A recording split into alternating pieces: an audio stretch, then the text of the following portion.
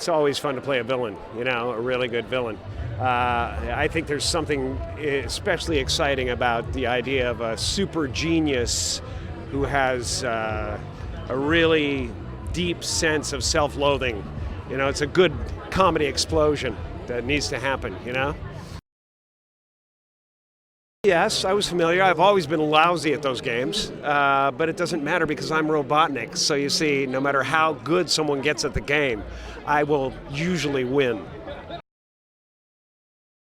I think it's cool because, you know, my character has this, what I call a Sonic-shaped hole in his heart, you know what I mean?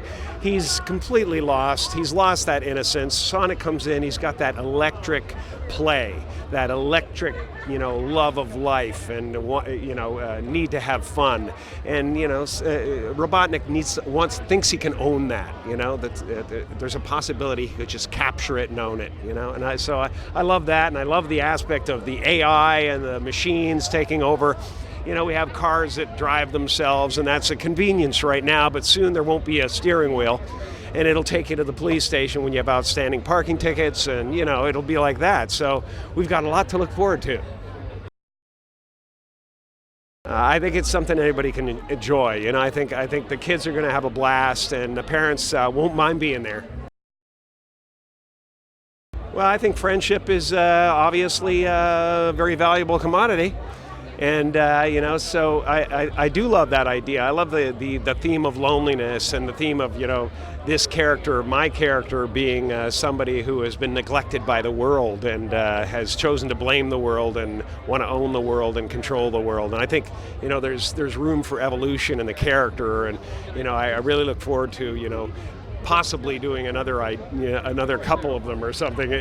You know, if that happens, it'd be a real blast to see where he goes, because it's not only the machines that control us from the outside, it'll be the machines that control us from the inside. You know, the nanotechnology. You know, you're talking to a person and they're watching a movie in their retina. You know, it'll be hard to get everybody's attention.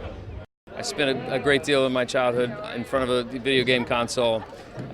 Mario Brothers, then Sonic came and hit the scene, and watching those two battle it out. So it's like a step back into my youth, and to be able to bring him to the big screen is a pretty special thing. I grew up with Atari and television, and then Mario Brothers, and then Sonic hit the scene. It was a Sega Genesis, and everything was faster. Not only was he like a fast character, it was the side-scrolling was faster, the whole gameplay engine was faster. So it was like, oh, this is where gaming is going.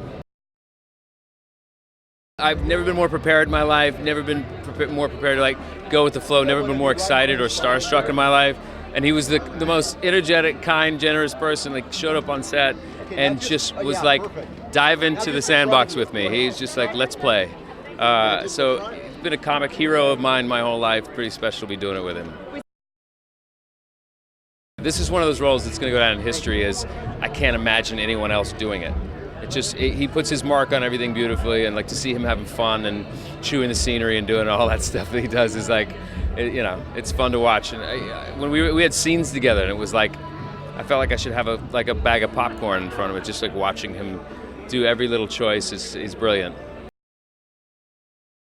Well, I have 3 kids, and they span the ages of 18, 14, and 7. So this conversation of what can we all watch, right?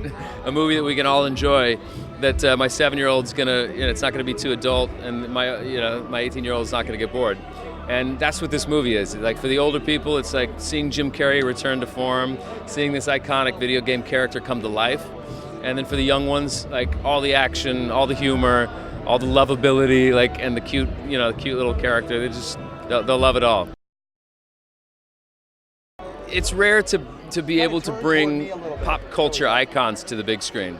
And that's just been such a cool journey for me, because I'm here not only because I'm in the movie, because I'm a fan of it as well. So I think all the video game fans, I grew up playing those video games. You have a special place in your heart, and there's a nostalgia there. So I think it's going to take everybody back to their youth and take everybody back that first day they played Sonic, and they're going to enjoy the ride. Oh, it was incredible. It was a dream because I played this in 1991 when the game came out. So the idea that I get to voice this character is like a dream come true. I had 1, I had 2, I had Game Gear, so my batteries would run out when I was playing 2 and hang gliding. It was one of my favorite games. The speed of when it came out, a side-scroller to go that fast was like incredible. I just got to meet Jim Carrey like a couple weeks ago because I do all my stuff inside the voice booth wearing pajamas, and he's an idol of mine. To meet him is like meeting a legend, and he's still so funny. You watch this movie, he's so incredibly funny in this film. I can't wait for people to see it. I think it's funny. I think it's got a lot of heart. I think it's got big action pieces, and it's got Jim, so all these fun things kind of come together.